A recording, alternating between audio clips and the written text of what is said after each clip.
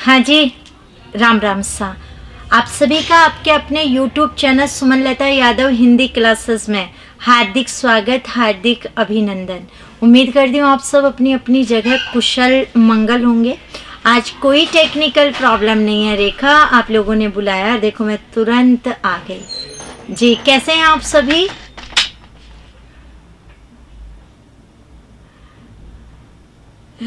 बढ़िया हैं जी। हाँ, फटाफट जुड़ जाइएगा, वीडियो शेयर कर दीजिएगा, चैनल सब्सक्राइब भी कर दीजिएगा। आज व्याकरण वाली क्लास है और कल भी हमारी क्लास होगी, आप लोगों को पता है। रेगुलरली मजा में छे। पिंकी पूछ रही है केम छो? बढ़िया ही बढ़िया है जी। तो आप लोग आ चुके हैं, बिल्कुल बढ़िया ही रहना चाहिए आप सभी को जी। Manisha Dhakar, thank you. चलिए अब शुरुआत कर लेते हैं, ठीक है। अच्छा ओम, तू इस नाम से मतलब आईडी बदल रखी है, बढ़िया। चलिए, मैं बिल्कुल बढ़िया हूँ आप सभी की दुआ से। और ये अपना ऑफर जो चल रहा है, जो सैटरडे शनिवार तक है, तो बिल्कुल जिसको भी चाहिए हिंदी का कोर्स तो आप ले सकते हैं। और अब हम अपनी व्याकरण की मैराथन की शुरुआत करते हैं, ठीक है। अच्छा, मोबाइल खराब हो गया, कोई बात नहीं ओम, पढ़ना है हमें, किसी से भी पढ़े। तो आपके लिए पहला प्रश्न, निम्नलिखित में से कौन सा शब्द पुल्लिंग है? बिल्कुल रीट भी सेम टू सेम है सेकंड ग्रेड पर, तो रीट वालों के लिए तो एक चांस है कि अभी से उनकी शुरुआत हो रही है। मॉडल पेपर की फोटो दिखा दूं? बिल्कुल दिखाऊंगी, अभी आगे आएगा, मैं बिल्कुल, आप देख लेना। सीमा जी, जल्दी जल्दी बता दो आंसर और सबके पास शेयर कर दो, और सबसे कह दो फटाफट चैनल भी सब्सक्राइब कर दें, और जिन्होंने नहीं किया है वो भी मेरी बात सुन करके कर दो, अच्छे बच्चे बनकर। आंसर बता दिया है आप लोगों ने, ए, ठीक है। वेरी गुड अनुजा, बहुत अच्छी बात है, गुड। लगभग बच्चों का सही आया है, बिल्कुल। मूर्खता होती है, वैसे मैं आपको बताऊं, मूर्खता में भाववाचक क्या हो चुकी है? संज्ञा। ये भाववाचक संज्ञा का रूप है, मूर्ख से बना है विशेषण से।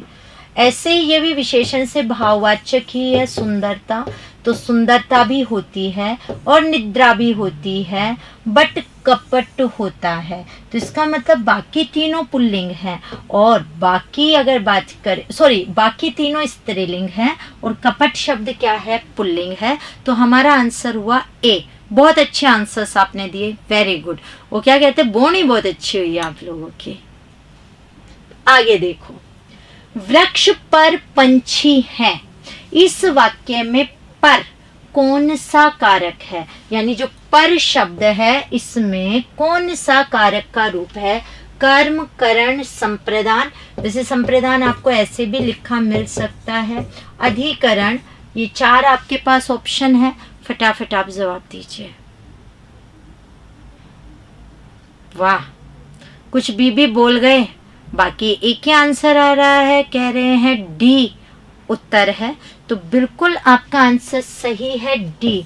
देखो, कर्म कारक का विभक्ति चिन्ह होता है को, करण का से, और से के साथ होता है के द्वारा, दो होते हैं इसके अंदर। साधन के रूप में हम इसका क्या करते हैं? प्रयोग करते हैं। संप्रदान का के लिए, जब भी किसी के लिए कोई काम करते हैं तब, और देने के अर्थ में किसका प्रयोग करते हैं? को। तो ये इसके विभक्ति चिन्ह, और अधिकरण का विभक्ति चिन्ह में और पर, तो पर इसके अंतर्गत आया। जहां दो वस्तुएं एक दूसरे से संबंधित हैं, जुड़ी हुई होती हैं, वहां हम किसका प्रयोग करते हैं बच्चों? पर का। तो आंसर हमारा जो हुआ वो कौन सा आया इसके अंतर्गत? अधिकरण कारक का, ठीक है। अब अगला आपका प्रश्न, वह घर से बाहर आया, इस वाक्य में से कौन सा, इस वाक्य में से कौन सा कारक है? बताओ। मैंने तो फोन किया है कि मेरी यूट्यूब पर क्लास है, कहीं भूल गए हो?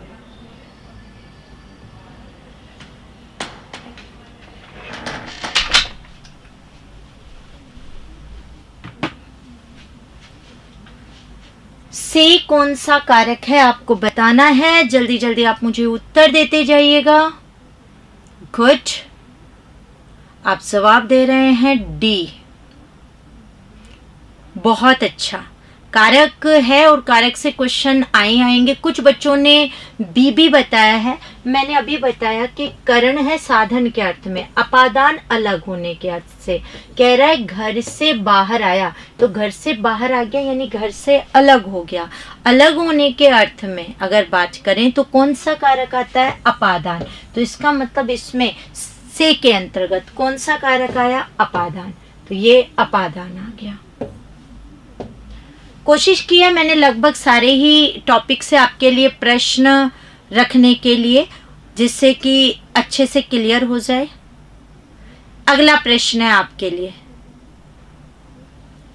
श्याम खेल रहा था, वाक्य में काल है, आप बता दीजिए कौन सा काल है इसके अंतर्गत।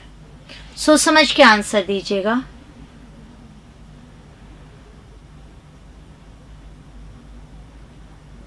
क्लास तो कल भी थी, आज भी, और कल भी होगी और उससे अगले दिन भी होगी। अभी तो फिलहाल ले ही रहे हैं। मेरे पास आंसर आ रहा है सी।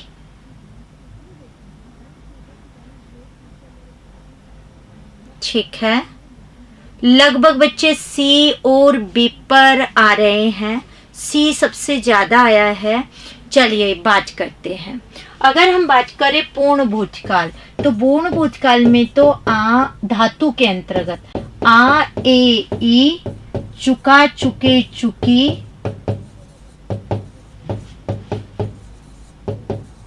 और या, ये, ई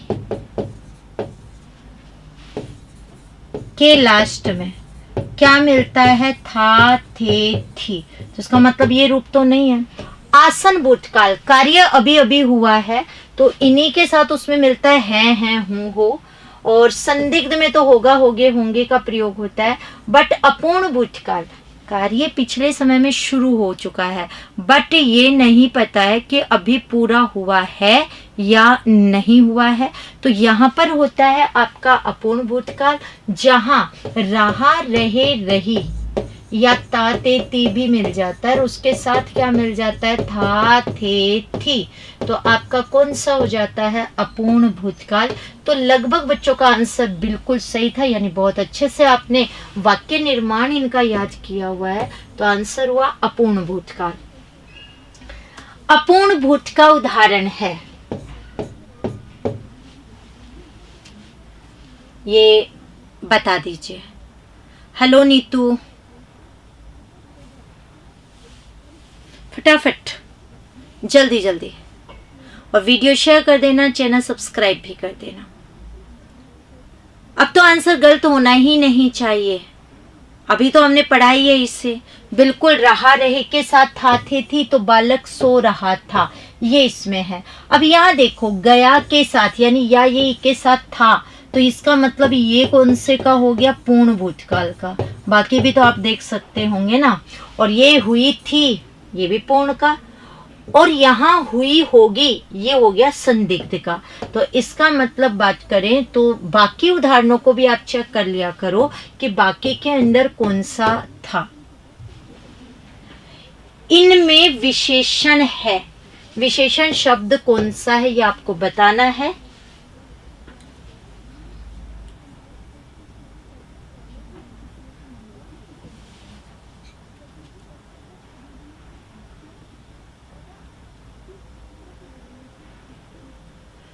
ए और सी, इस बार दो आंसर आ गए हैं, ए, सी।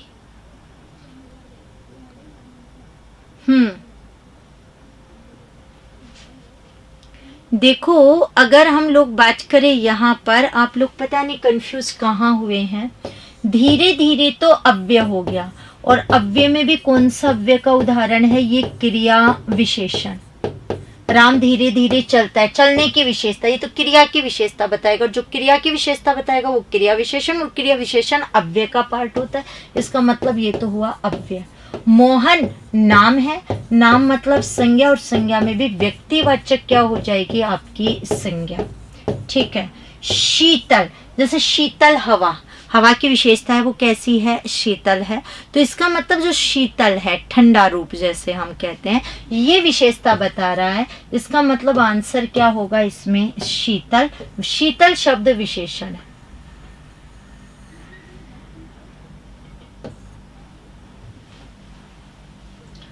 दाता शब्द का स्त्रीलिंग शब्द क्या है, ये आपके पास ऑप्शन है, जरा बता दीजिए।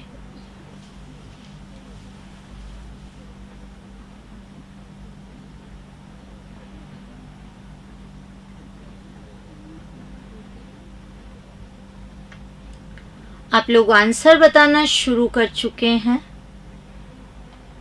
सी, गुड। बिल्कुल, आप पढ़ते हैं कि अगर ता प्रत्यय होता है तो स्त्रीलिंग बनाते समय ता की जगह हम क्या करेंगे, त्री। जैसे नेता, तो नेता से हम क्या कर देते हैं, नेत्री, राइट। विधाता से विधात्री। तो ये दा में ता रूप लगा हुआ है।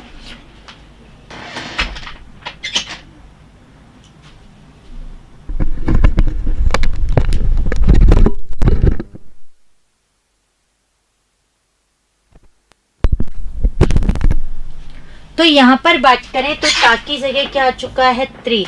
इसका मतलब आंसर कौन सा हो चुका है आपका, 3 नंबर। दाता देने वाला, दात्री देने वाली। गुच्छा शब्द संज्ञा है, 4 ऑप्शन है, बताइए।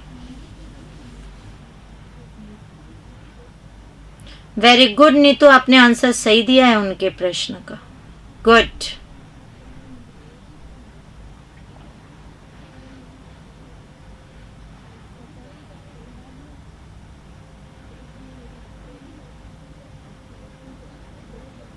ये 18 घंटे वाले भाई साहब, आपको उत्तर मिल गया,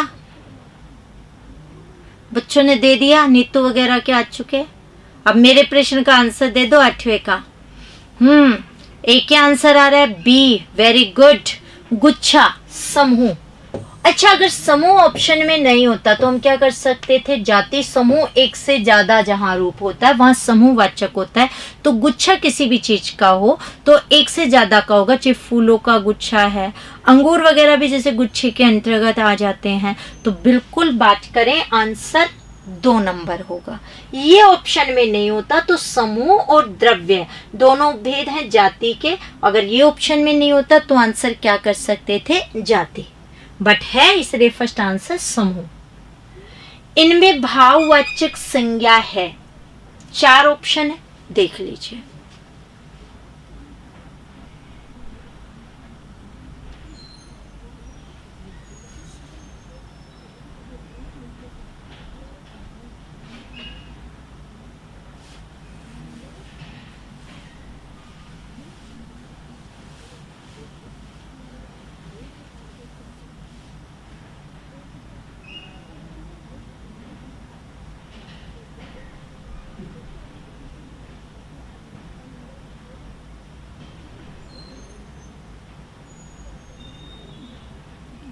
आप आंसर बता चुके हैं, इसमें ए, डी और सी 3 उत्तर आए हैं मेरे पास। ज्यादातर बच्चे बता रहे हैं डी। तो यहाँ पर देखिए, मैत्री, मित्र से बना है, मित्र में ई से, तो बिल्कुल मैत्री जो है वो दोस्ती के लिए आता है, और आंसर ए जो है वो भाव का है। ये कुशल विशेषण के अंतर्गत ता प्रत्यय लगाकर भाव बनाया। ये चतुर्वी विशेषण है और आई प्रत्यय लगाकर इसे भाववाचक बनाया, यानी तीनों भाव के उदाहरण है। तो आंसर क्या आएगा, 4 नंबर। तो आपको यहाँ पर पता भी चल चुका है कि कौन से प्रत्यय हैं इसमें। तो प्रत्यय भी क्लियर, इसका मतलब भाववाचक संज्ञा का जो निर्माण होता है वो किसके माध्यम से हुआ है, प्रत्यय के माध्यम से, प्रत्यय के माध्यम से हो रहा है। वैसे मैं बता दूं, ये जरूरी नहीं है 100% की हर जगह प्रत्यय से हो, प्रत्यय हट करके भी हो जाता है, बट लगभग 95% में आपको प्रत्यय मिल जाता है। निजवाचक सर्वनाम से संबंध वाक्य है, कौन सा है जरा बता दो।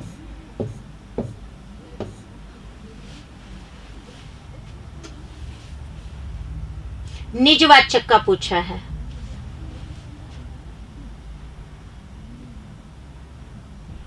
बहुत बहुत आशीर्वाद सभी को। वीडियो शेयर कर देना, चैनल सब्सक्राइब भी कर देना। जी कल भी है क्लास। आप सेकंड ग्रेड में क्या क्या पढ़ सकते हैं इस समय, और एक कौन सी गलतियां हैं जो आपको नहीं करनी, उस पर बात करेंगे हम।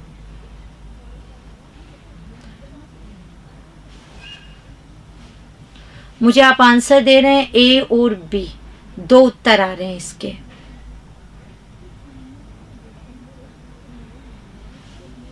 Very good. कुछ बच्चे वहां पर आंसर बहुत अच्छे से बता रहे हैं। देखो वह दौड़ता है, इसके अंतर्गत तो अन्य पुरुष वो नहीं तो निश्चय कर सकते थे आप। यह मेरी घड़ी है तो निश्चयवाचक की इसके अंतर्गत।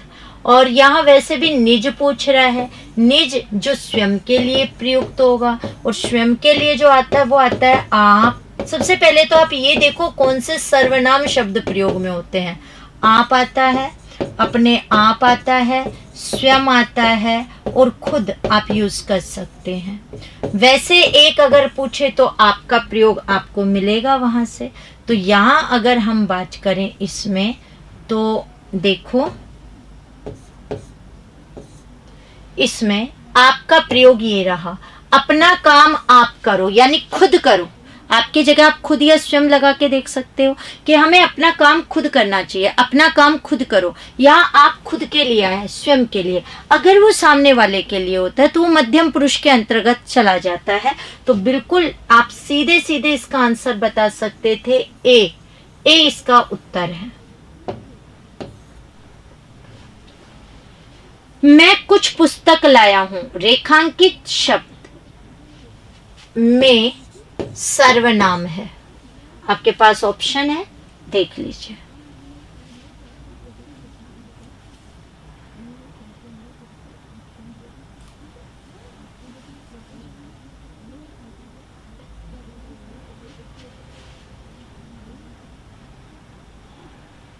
ए बी, 2 आंसर हैं वापस से। इसका मतलब सर्वनाम में आपसे गड़बड़ हो रही है। सी भी आ गया, ठीक है नीतू। वैसे तो लगवा तो दी जाती है। ए और बी 2 में तो आप लोग बहुत गड़बड़ कर रहे हैं। मुझे ये नहीं समझ में आ रहा कि आप बी किस हिसाब से दे रहे हैं, जबकि यहाँ प्रश्न है कि रेखांकित शब्द में आपको क्या बताना है, सर्वनाम। और रेखांकित इसमें मैं किया हुआ है, और मैं अगर रेखांकित है तो मैं तो पुरुषवाचक का रूप हो गया। कुछ आपसे पूछते तो फिर भी आप सर्वनाम के ऊपर अनिश्चय के लिए सोचते तो मुझे समझ में आ जाता। आपसे ये क्वेश्चन कैसे डबल आंसर में आ रहा है मुझे नहीं पता है। तो मैं उत्तम पुरुष, और उत्तम पुरुष किसका उपभेद है, पुरुषवाचक का। पुरुष का बोध कराते पुरुष 3, उत्तम, मध्यम, अन्य।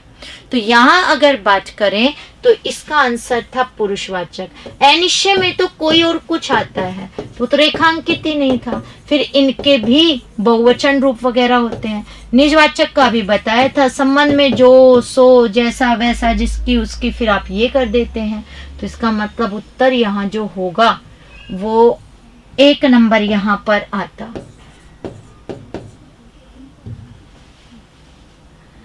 अगला प्रश्न, अंडरलाइन नहीं दिखा, ओके, हो सकता है नहीं दिखा हो, मान लेती हूं मैं आपकी बात। उपेंद्र से चला नहीं जाता, वाक्य किस वाच्य से संबंधित है?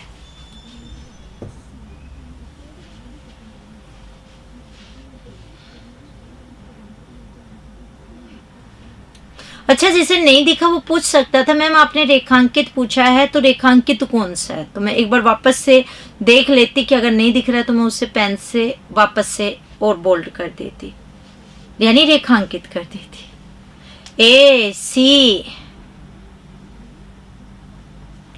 देखिए अगर हम लोग बात करें बिल्कुल भाववाच्य पुल्लिंग के अंतर्गत आता है। भाव सदैव पुल्लिंग होता है, एक वचन होता है, और नहीं का भी प्रयोग होता है उसके अंतर्गत, और से लगाकर हम उससे क्या कर सकते हैं, भाववाच्य का निर्माण कर सकते हैं। तो यहाँ आपको से भी दिख गया, नहीं भी दिख गया, पुल्लिंग रूप भी दिख गया। इसका मतलब 100% इसमें कौन सा होता आपका, भाववाच्य। तो भाववाच्य लगभग बच्चों का आंसर सही है। लड़का चित्र बनाता है, वाक्य किस वाच्य से संबंधित है?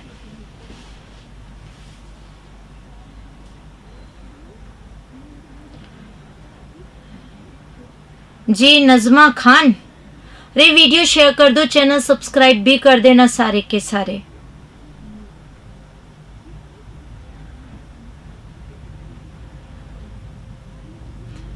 DBC,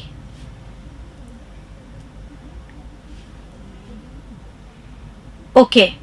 अगर हम लोग बात करें कृतवाच्य के अंतर्गत, तो कर्ता के अनुसार क्रिया का रूप आपको मिलेगा।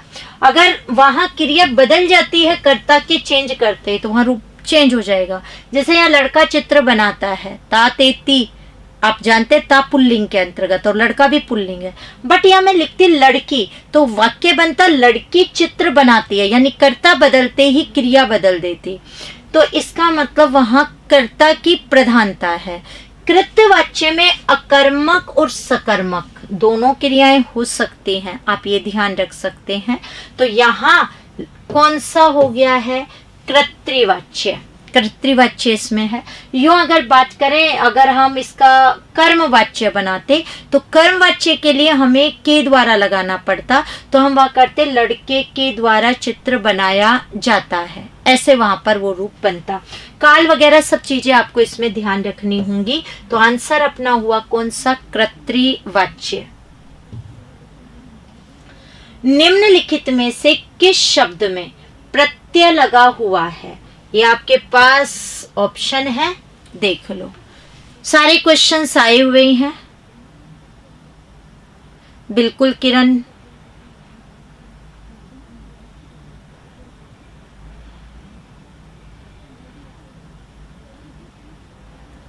चौदह प्रश्न, यानी 14वें प्रश्न का आंसर आ गया है जी।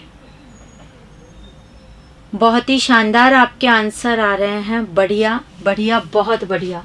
बिल्कुल आंसर आएगा जादूगर। मैं आपको ये भी बता देती हूँ, गर जो प्रत्यय है ये फारसी भाषा का क्या है, प्रत्यय है। इसका मतलब जहां आपको गर नजर आएगा, शब्द कौन सा होगा, फारसी भाषा का। अगर हम बात करें कारीगर, जादूगर, आप ऐसे शब्द पढ़ते हैं तो गर प्रत्यय आते, सिकलीगर इसी का ही उदाहरण होता है। तो बिल्कुल ये विदेशी क्या है, प्रत्यय, इसका मतलब। तो गर विदेशी प्रत्यय भी है, और विदेशी में भी ये कौन सी भाषा का शब्द बनाता है, फारसी का। तो आपको यहाँ पे प्रत्यय भी पता चल गया, विदेशी भाषा का, उसके अंतर्गत भी फारसी के अंतर्गत। तो यहाँ अपना 3 क्वेश्चंस क्लियर हो गए। ये मॉडल टेस्ट पेपर का कवर पेज जिन्हें देखना था देख लीजिए। ये है द्वितीय श्रेणी हिंदी मॉडल टेस्ट पेपर का कवर पेज, जहां आप इसे ऑनलाइन भी मंगवा सकते हैं और हर जगह अवेलेबल है ये। बाकी ऑनलाइन के नंबर उधर लिखे हुए हैं, आपको नहीं पता तो मैंने यहाँ पर एक बार पुनः आप लोगों के लिए लिख दिए हैं, आप यहाँ से मंगवा सकते हैं online. Good evening, good evening.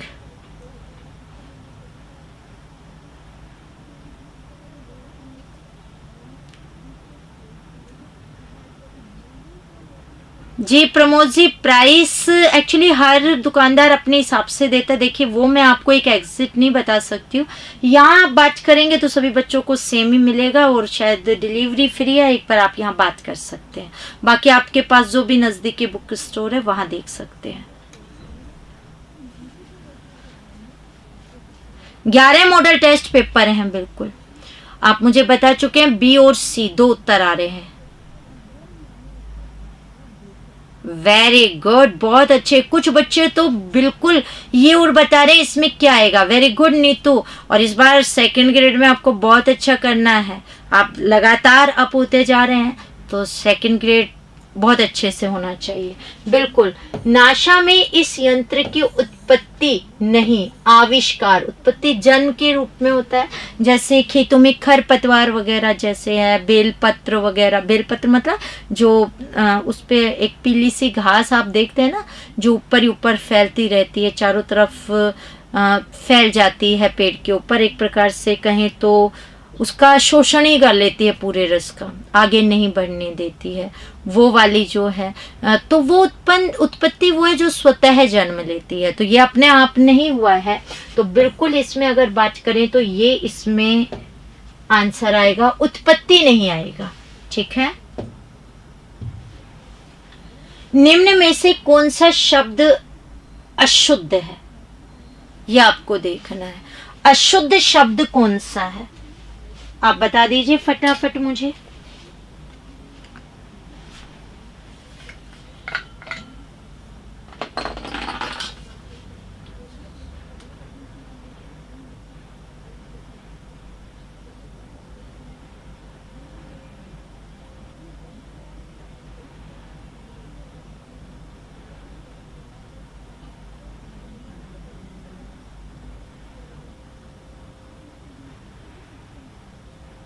Answer आने लग गए आपके।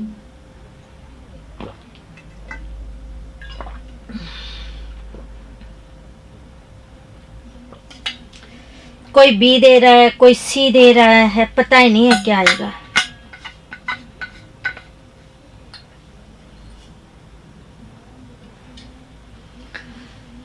हो अलग अलग उत्तर आए हैं आप लोगों के। अगर बात करें, बिल्कुल देखो मंडल तो सही है, अनुकूल सही है, वापस नहीं होता, शब्द क्या होता है, वापस, ये वापस इसका आंसर होना चाहिए था, तो आंसर आता बी नंबर। कामदेव का पर्यायवाची शब्द है,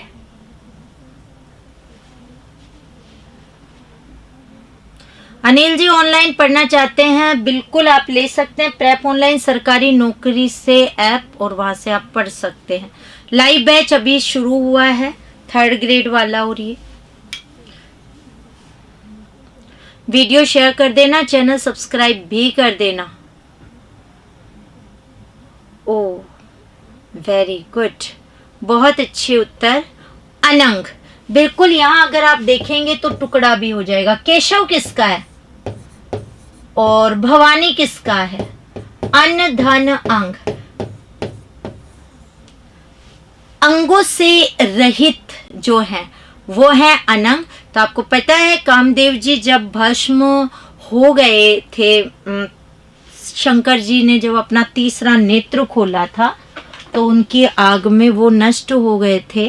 तो एक दंडासुर करके उस राख से, भस्म से राक्षस उत्पन्न हुआ था, और कहते हैं उनकी मृत्यु के बाद अगर बात करें तो तनु भी इन्हें इसीलिए कहा जाता है कामदेव को, क्योंकि तन नहीं था। तो उनकी मृत्यु के बाद फिर रति विनती करती है कि जब इसको मुक्ति मिल सकती है दंडासुर को, तो मेरे पति ने तो कुछ ऐसा कर्तव्य नहीं किया था जिसकी वजह से उनको ऐसे के मतलब वो शिव जी के क्रोध का शिकार होना पड़ा, कोई गलती नहीं थी। तो उस समय देवी उन्हें आशीर्वाद देती हैं, और उस राख से, चूंकि शरीर तो हो चुका था ना भस्म वहां से, तो उस राख से ही कहते हैं कि वापस से कामदेव जी का जन्म हुआ, बट उनके अंग नहीं थे, मतलब शरीर नहीं था। तब उन्हें कहा गया ए तनु या अनंग। बिल्कुल केशव अगर बात करें तो बहुत अच्छी बात है, कृष्ण का, और भवानी भी आपने बहुत अच्छे से बता दिया है, दुर्गा, और कौमुदी चांदनी। वेरी गुड, बहुत अच्छे बच्चे हैं आप लोग, बिना कहे ही सारा बता दिया आपने।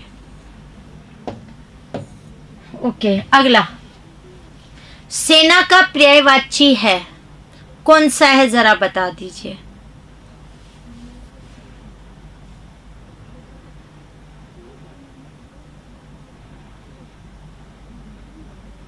अच्छा, ऑफलाइन पढ़ना चाहते हैं, एसआई की करना चाहते हैं क्या? बस एसआई का बैच अभी शुरू करेंगे, 25 तक लगभग 2nd ग्रेड के सारे बैच कंप्लीट हो जाएंगे, फिर एसआई शुरू कर दूंगी ऑफलाइन के लिए ना। हाँ, एसआई के लिए बहुत बच्चे वेट कर रहे हैं। तो शुरू करेंगे।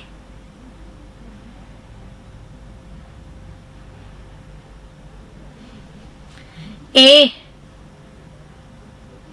Very good. एतनु आ गया यहीं पर। वैसे मैं बताती हूँ, एतनु जो है वो कामदेव का है, नहीं तो आप में से कई पूछते वो किसका है, कामदेव। अरिशत्रु का, सैनिक, तो जो सेना है उससे जुड़ा हो गया है, मतलब जो मनुष्य है वो। और सेना का जो है वो क्या हो गया है, अनिक हो गया। तो अनिक होता है सेना का, एतनु पता चल चुका है कामदेव का, अरिशत्रु का। निम्नलिखित वाक्यों में से कौन सा नहीं लिखा हुआ यहाँ, मिश्र वाक्य नहीं है? जरा देखिए तो इसमें। यह वही बच्चे हैं जो बैल को डंडे से मारते हैं, जो गरीबों की सहायता करते हैं, वे धर्मात्मा होते हैं। वह मुझसे कहा कि मेरे घर आओ, या वह के बजाय उसने लिख लो, है ना, वाक्य शुद्ध नहीं बन रहा है। और गरीबों की सहायता करने वाले धर्मात्मा होते हैं। तो इनमें से आपको बताना है कौन सा मिश्र वाक्य नहीं है। सी और डी दो उत्तर आप बता रहे हैं। अब एक ही जगह पर काफी बच्चे आए हैं, फिर सी है फिर डी है। बिल्कुल, अगर हम लोग यहाँ पर बात करें मिश्र वाक्य के अंतर्गत, जैसे इसमें जो आ गया, राइट, यहाँ भी जो आ ही चुका है, यहाँ की आ गया संज्ञा आश्रित में, जहां योजक शब्द है वहां होगा मिश्रित। तो आप यहाँ देखिए, गरीबों की सहायता करने वाले धर्मात्मा होते हैं, संयुक्त वाक्य में भी योजक शब्द होता है और यहाँ से भी योजक शब्द होता है, मिश्र में भी। जहां योजक नहीं वहां अगर बात करें तो आंसर क्या होता है, 4 नंबर सरल में वो है। ये अभी तक अपना चल रहा है, शनिवार तक है, 19 तारीख तक आप ले सकते हैं, आपको जो कोर्स लेने हैं। इसके अलावा फिर ये वापस से ऑफर नहीं आएगा। बेटा अनिल, मैं ऑलरेडी जब यहाँ पर पढ़ाती हूँ तो क्लासरूम से बेटर ध्यान रखा जाता है। मेरे सामने आपके जैसे अभी कमेंट्स चल रहे हैं, वैसे बच्चों को जो डाउट होता है टॉपिक के बाद मैं उनसे पूछने के लिए कहती हूँ और वो पूछ लेते हैं। ऐसा नहीं है कि ऑनलाइन में हम कम पढ़ाते हो सकते है कुछ लोग पढ़ाते हो, मैं तो बराबर पढ़ाती हूँ, क्योंकि अदरवाइज उनका सिलेक्शन कैसे होगा।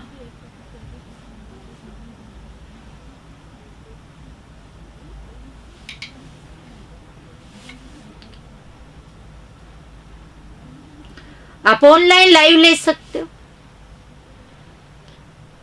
सी आपका उत्तर आ रहा है 20वें प्रश्न का। Very good. सरल वाक्य नहीं है, ये पूछा है कि कौन सा सरल वाक्य नहीं। अभी बताया था सरल वाक्य में योजक शब्द नहीं होते। वह छोटा लड़का है, इसमें कोई योजक नहीं है। इसी बच्चे को बैल ने सींग मारा था, यहाँ भी योजक नहीं है। टोपी वाला बाबू कहीं जा रहा है, इसके अंतर्गत भी नहीं है। वह जो टोपी वाला बाबू है कहीं जा रहा है। कई बार बच्चे कहते हैं मैम हमें वाक्य रूपांतरण समझ में नहीं आता, सरल से मिश्र कैसे बनेगा। ये देखो, टोपी वाला बाबू कहीं जा रहा है।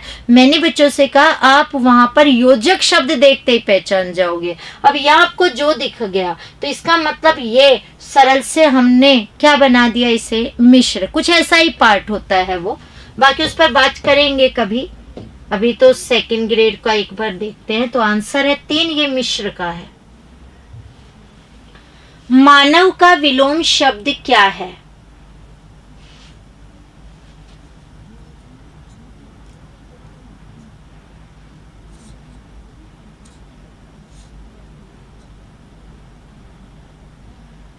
REET model text book, REET की पहले थ्योरेटिकल आ रही है, उसमें क्वेश्चन आंसर है।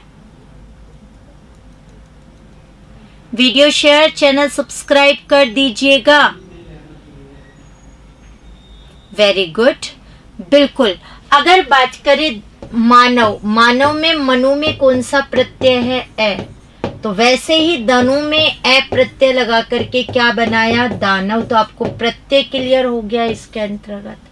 अनल आपको बोलते ही हैं, इसके अंदर मनुष्य समाज से जुड़ा हुआ है, तो मानव का क्या हो गया, दानव।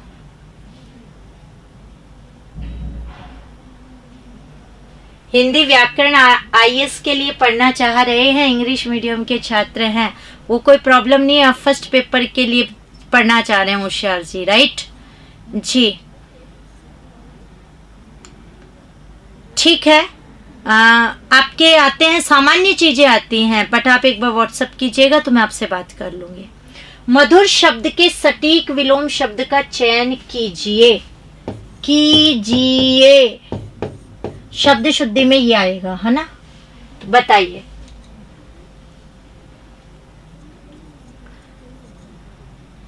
आज तो बहुत अच्छे अच्छे जवाब दे रहे हैं आप लोग, कुछ भी कहो।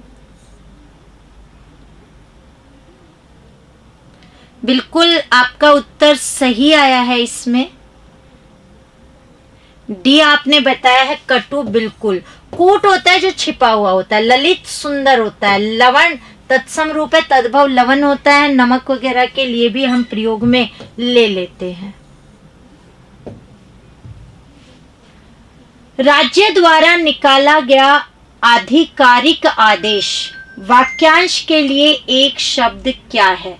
ये 4 ऑप्शन है, जरा सोच समझ के जवाब दीजिएगा। बहुत आपके ऐसे क्वेश्चंस आते हैं, जरा जल्दी जल्दी आंसर बता दो। यहां आंसर अब अलग अलग आएगा। मैंने बहुत टाइम हो गया ना आप लोगों को जवाब देते हुए, बढ़िया बढ़िया। चलो, कुछ तो एक ऐसा रूप आया जहां कुछ गड़बड़ हो सकती है। Very good. कह रहे हैं सी, कह रहे हैं ए और सी, ये आंसर आप लोग मुझे बता रहे हैं।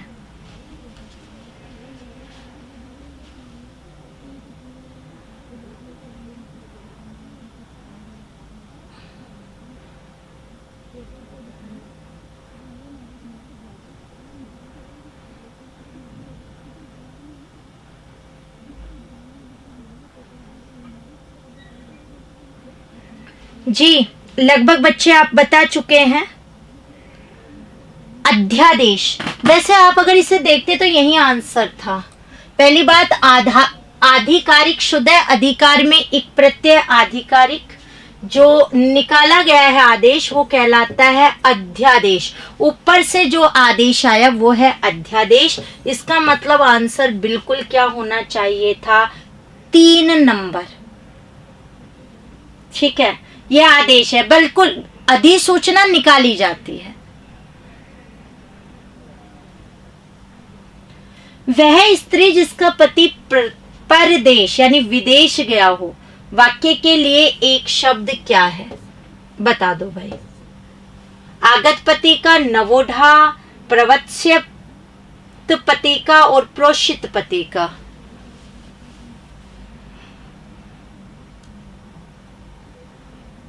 सी, डी, ए। नजर लग गई? अभी तक बहुत अच्छे अच्छे उत्तर आ रहे थे। वाक्यांश के लिए एक शब्द में अब गड़बड़ हो गया। सी, डी, ए। प्रधानता किसी भी एक की नहीं आ रही है। चलिए बात करें प्रोषित पति का।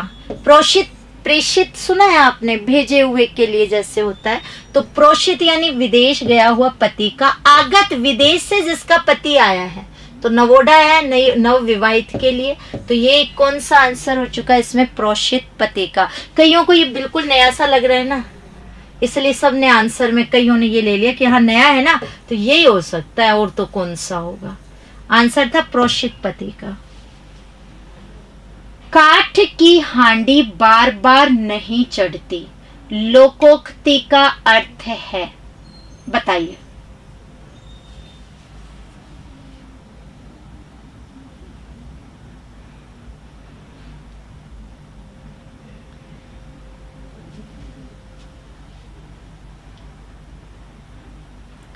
यहां भी उत्तर अलग अलग दोगे? इतनी भी नजर नहीं लगी होगी। Very good. ये भी संस्कृत विभाग में आया हुआ है, उसी प्रश्न पर हमारी बात है। वैसे ही काफी बार आ चुका है, काठ की हांडी बार बार नहीं चढ़ती, ये तो हमें भी पता है, एक बार चढ़ते ही वो जल जाएगी, लेकिन ये तो साधारण अर्थ हो गया। तो छल कपट का जो व्यवहार है वो हमेशा सफल नहीं होता। एक बार आपने किसी को छल लिया, ठीक है, उसके बाद उसे समझ में आ जाएगा कि हाँ इस प्रकार से किया जा सकता है। आपको अलर्ट होना चाहिए, आंख बंद करके विश्वास नहीं करना चाहिए। तो छल कपट का जो व्यवहार है वह हमेशा सफल नहीं होता है।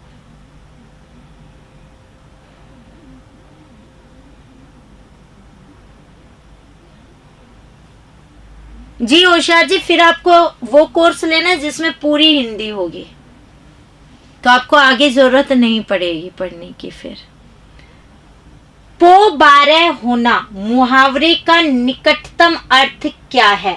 सोच करके जवाब देना। पो बारह होना बहुत ही आपने सुना होगा इसके अंतर्गत इस चीज को, तो मैंने आपसे पूछ लिया है, यहां से जल्दी से जवाब दे दो। पो बारह होना का क्या अर्थ है?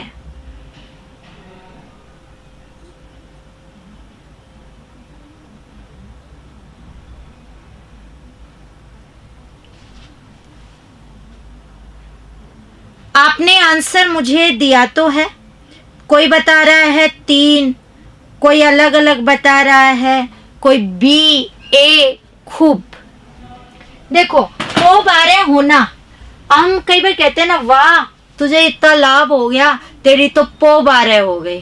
अगर बात करें पो बारह होना, वो तो दाव हारना तो होगा ही नहीं। जीत होना तो ठीक है, बट अगर बात करें सुबह हो जाना, ये भी नहीं, ये दो तो गए, ये तो हमने हटा दिए। अब बच्चे हमारे पास 2। हाँ, कार्य लगभग सफल होना, पो बारह हो गया। एक्चुअली इसका वास्तविक जो अर्थ है वो होता है बहुत अधिक लाभ को प्राप्त करना, लाभ होना, और वो भी बहुत अधिक।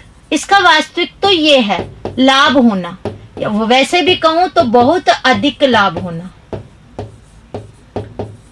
अब ये इसका वास्तविक अर्थ होता है पो बारह होना। वैसे पूरा पो बारह 25 होना आप ऐसे भी बता सकते, मतलब सुना होगा आपने। तो कार्य लगभग सफल हो गया और जीत होना। अब बच गए ये 2 ऑप्शन। अब आप देखो इन दोनों के नजदीक, दूसरे और तीसरे में बहुत अधिक लाभ होना, इसमें से कौन सा नजदीक है? जरा जल्दी अब बताओ।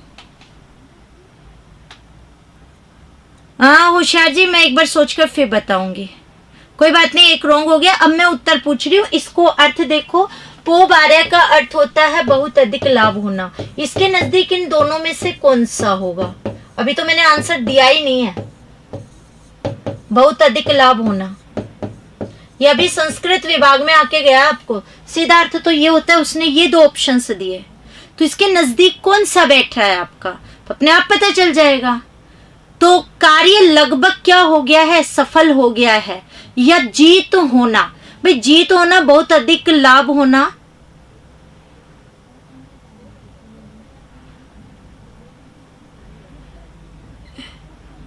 साउंड तो आ रही है क्या? मेरी आवाज नहीं आ रही आप लोगों तक?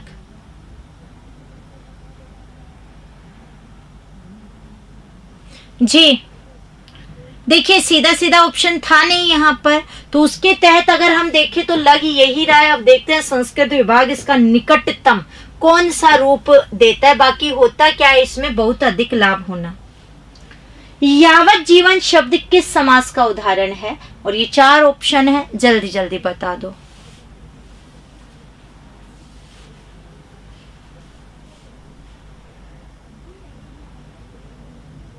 हाँ होना वही चाहिए, बाकी देखते हैं। इसलिए कहते कई बार सीधा सीधा नहीं देता है आंसर, बीच का रख देता है। वहां आपका विवेक जो है, सोचने समझने की शक्ति, वो आपकी मदद करेगी। आप मुझे आंसर दे चुके हैं, इसमें तो बी बिल्कुल संधि भी हो जाएगी। यावत धन जीवन, और व्यंजन क्या हो जाएगी? संधि। व्यंजन संधि का उदाहरण हो चुका है। और अव्ययी भाव यावत जीवन पर्यंत वाले संदर्भ के अंतर्गत आता है। अव्यय होता है यावत। संकृषण में उपसर्ग शब्द बताना है, ये ऑप्शन है आपके, देखिए। बस विवेक तेरा भाई है तो उसे हमेशा साथ रखा कर एग्जाम के टाइम।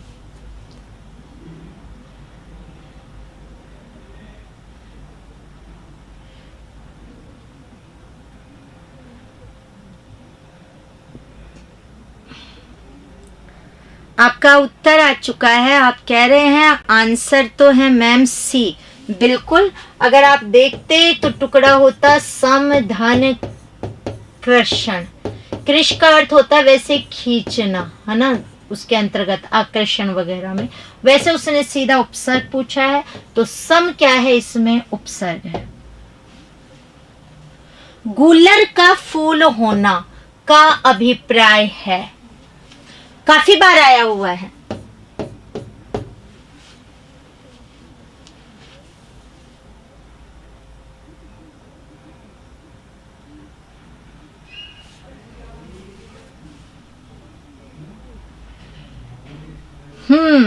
ये सीधा सीधा था इसलिए तुरंत आंसर आ गया।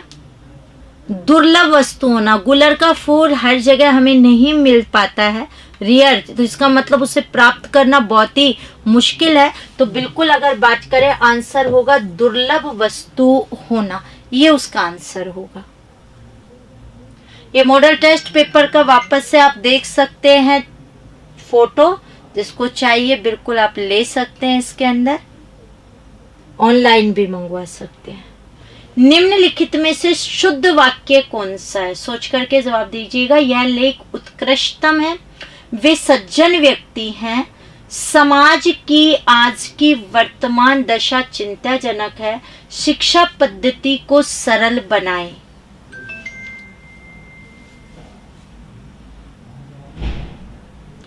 हाँ मंतेश, सेकंड ग्रेड की जो टेस्ट सीरीज का टेम्पर लगभग 20-22 तक खुल जाएगा।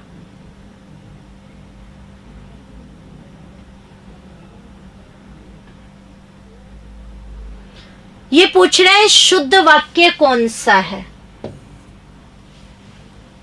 ठीक है, तो मेरे पास आंसर आ रहा है डी सी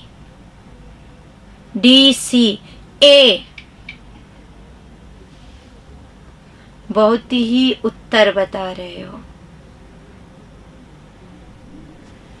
चलिए बात करते हैं यहां से। सबसे पहली बात, उत्कृष्टतम तो होगा ही नहीं, कभी भी ईष्ट प्रत्यय के साथ तम प्रत्यय का प्रयोग नहीं होता है, व्याकरणिक रूप से गलत होता है। जिन्होंने पढ़ा है मुझसे उन्हें बहुत अच्छे से पता है, तो ये तो गलत हो गया। वे सज्जन है, व्यक्ति तो है ही वो उसके अंतर्गत। अच्छा, यहाँ आज भी आ गया और वर्तमान भी आ गया, तो जरूरत ही नहीं थी, आपको पता ही है कि ये भी गड़बड़ हो चुका है। तो अब एक ही उत्तर बचा आपके पास, कौन सा, डी नंबर। तो आंसर हो जाता आपका डी। सेकंड ग्रेड का हो जाएगा 1 महीने में, आपकी क्षमता चाहिए, क्यों नहीं होगा। आप ठान लो तो क्या नहीं कर सकते, टू द पॉइंट है सारी क्लासेस, उसको पढ़ लिया ढंग से तो उससे बाहर कुछ नहीं है। मैं इतना आपको थोड़ा विश्वास दिला सकती हूँ, पेपर आने के बाद बाकी पता चल जाएगा। हाँ जी होशियार जी, सोचकर बताते हैं। निम्नलिखित में से कौन सा शब्द एक प्रत्यय से निर्मित होते हुए अशुद्ध वर्तने वाला है।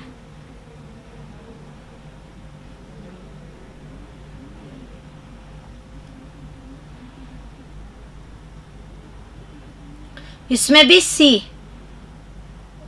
हाँ बेटा, सेकंड पेपर की बात कर रही हूँ, हिंदी की।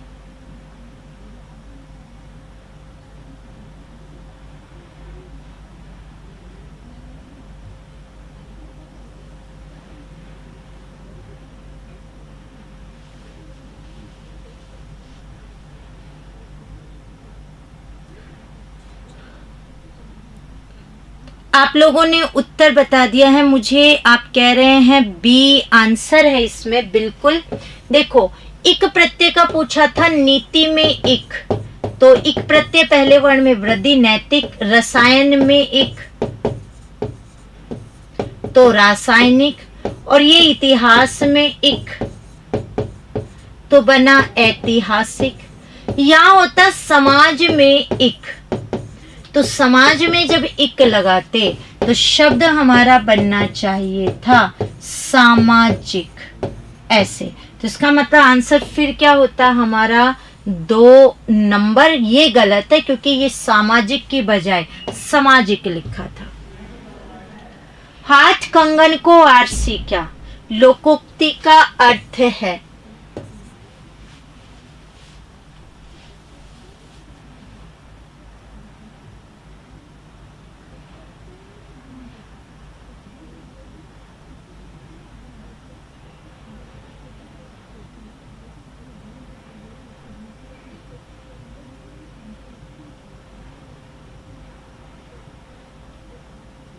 वेरी गुड, बिल्कुल। हाथ कंगन को आरसी की यानी आईने की जरूरत नहीं है, जब दिख ही रहा है कंगन तो हाथ के अंदर ही है। तो वैसे प्रत्यक्ष चीज को प्रमाण की आवश्यकता नहीं होती है क्योंकि वो हमारे सामने है। तो उत्तर हो गया इसका 3 नंबर।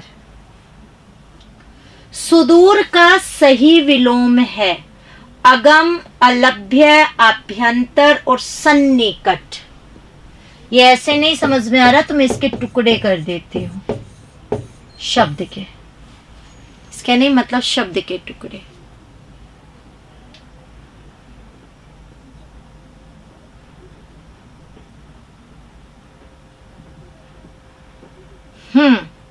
बिल्कुल। सुदूर का अर्थ होता है जो बहुत ही दूर है। अगम जिससे प्राप्त ना हो, गम्य नहीं है जहां पे। अलभ्य जो लभ्य नहीं हो सकता। ये अभ्यंतर अशुद्ध है। शुद्ध शब्द होता है अभ्यंतर और संधि हो जाती है अभिधन अंतर। सन्निकट बहुत जो पास है उसे हम क्या बोलते हैं? सन्निकट। तो आंसर कौन सा होगा? 4 नंबर। निम्नलिखित शब्द युग्मों के सही अर्थ वाला युग्म है। आप एक बार देख लीजिएगा, जिसका सही अर्थ है वो आपको बताना है, जो नहीं है वो हट जाएगा। जल्दी जल्दी जी। कैलाश में सलेट वाला ही शय है, वो ही शुद्ध होता है। जल्दी जल्दी बता दो, सोचकर बताना। ये गलत हो सकता है, आपका बता दिया है।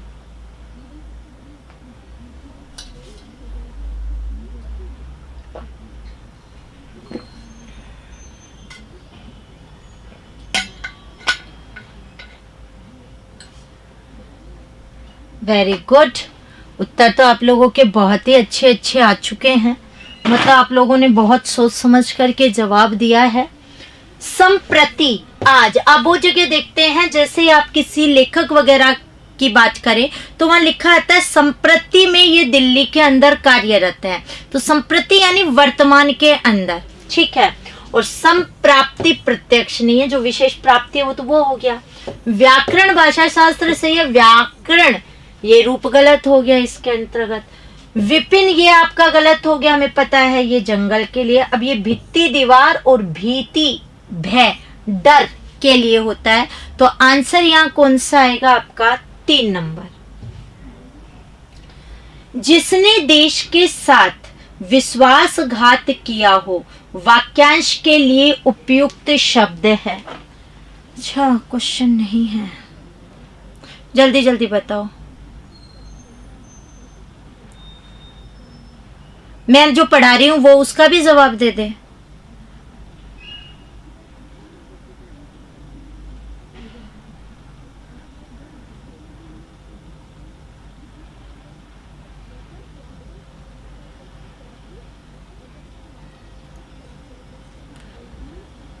ठीक है, आपका आंसर आ चुका है इसके अंदर सी। बिल्कुल, जिसने देश के साथ विश्वासघात किया हो उसे हम कहते हैं देशद्रोही। उसके अंतर्गत तो विश्वासघात करने वाला देशद्रोही, बगावत करने वाला जो होगा वो कहलाएगा बागी। तो ये यहाँ पर आ गया है। अब एक प्रश्न मैं आप लोगों के लिए लिख देती हूँ, वो एक्चुअली रह गया, आप मुझे आंसर दे दीजिएगा। वाह ऐसे ही खेलते रहो।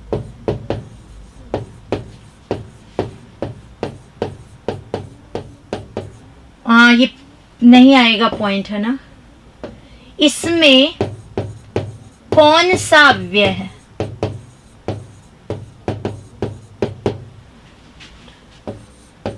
ये आपका प्रश्न है।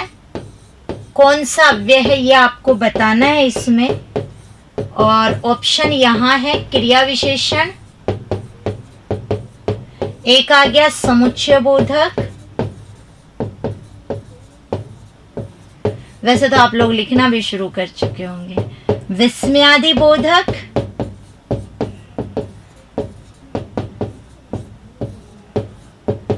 और संबंध बोधक। ये आपके ऑप्शंस हैं। और ये क्वेश्चन है हमारा 36। Very good, very good. बहुत ही जल्दी जल्दी आंसर दे दिया आप लोगों ने। गुड, बिल्कुल। अगर हम लोग बात करें इसका आंसर विस्मयादि वाह वाह यहाँ पर आ गया। तो वाह जो शब्द है खुशी के लिए यूज करते हैं। तो हर शोक घृणा आश्रय के लिए हम कौन से अव्यय का प्रयोग करते हैं? विस्मयादि बोधक अव्यय का प्रयोग करते हैं। तो ये आज की अपनी क्लास हो गई है कंप्लीट। कल वापस से मिलते हैं शाम 6 बजे। वीडियो शेयर कर देना है, चैनल सब्सक्राइब कर देना, अपना ध्यान रखना है। राम राम सा।